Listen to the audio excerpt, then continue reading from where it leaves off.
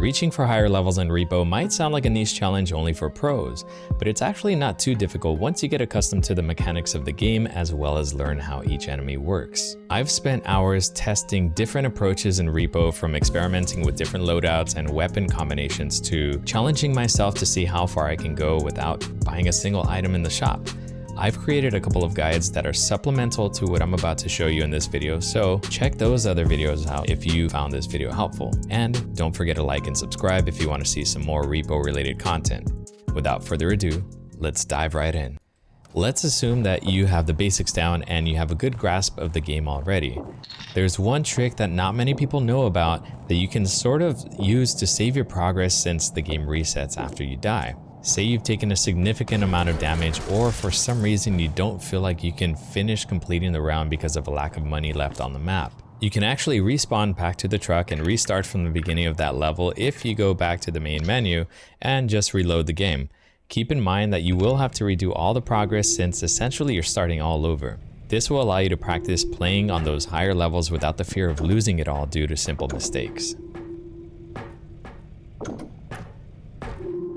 If you're playing solo, you should always prioritize safety over trying to loot every item on the map. I'll oftentimes witness people running into danger when they spend too much time trying to loot the big ticket items like the piano or the statue. It's not to say that you shouldn't.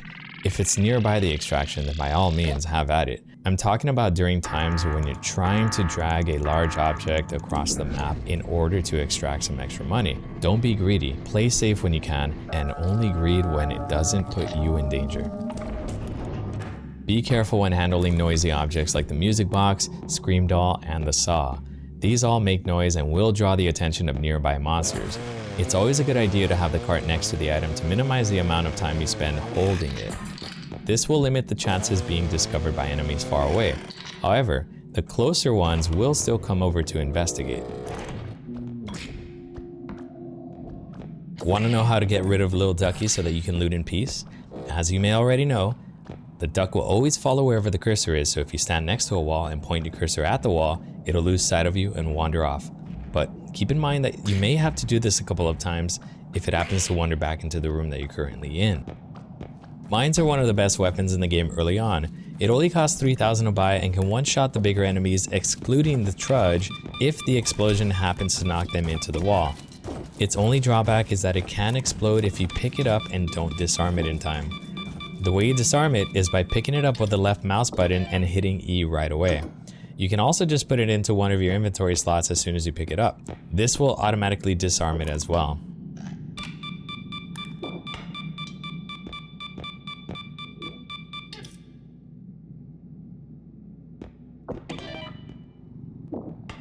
This might sound like a no-brainer to many of you, but you'd be surprised how many people make the mistake of not leaving the nearest extraction to the truck for last.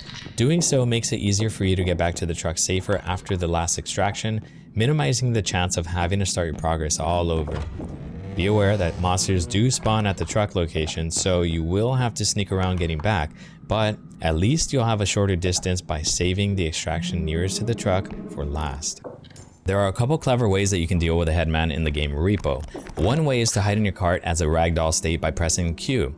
As long as he doesn't aggro you before you get into position, 9 out of 10 times he'll just walk past you unnoticed. So this method should be used when there is no other option available. Another way is to hide in a very tight spot like I do in this example. He'll just give up and leave the room when he realizes that he can't reach you. Just be careful when using these types of spots because the smaller enemies can still reach and attack you.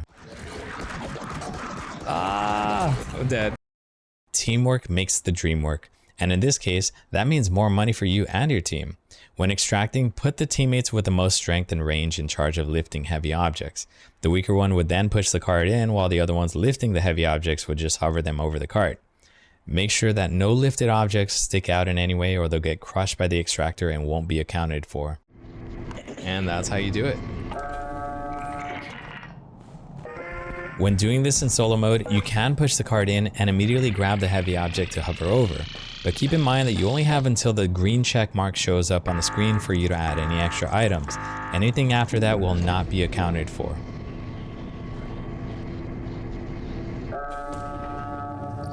These next tricks I'll show you are two that the majority of people do not know about. But did you know that you can actually use the shopping cart as a weapon? You can do it with the larger cart, but the smaller one comes in handy when you can just whip it out from one of your inventory slots. The trick is to stun the enemy first, then bring out the small cart to whack them with. One important thing to know is that this only works if the monster is already pushed up against the wall. If you're like me and despise peepers in this game, you can actually duck and pull out the small cart to block line of sight once they grab you. Holding it in front of you for a couple of seconds will be just enough time to make the peeper despawn so that you can continue exploring safely without the annoyance this enemy brings. Well, there you have it. Just a couple more tricks I believe the average player does not know about. I hope you found this video useful, and I look forward to seeing what tricks you think others don't know about. Till next time, everyone.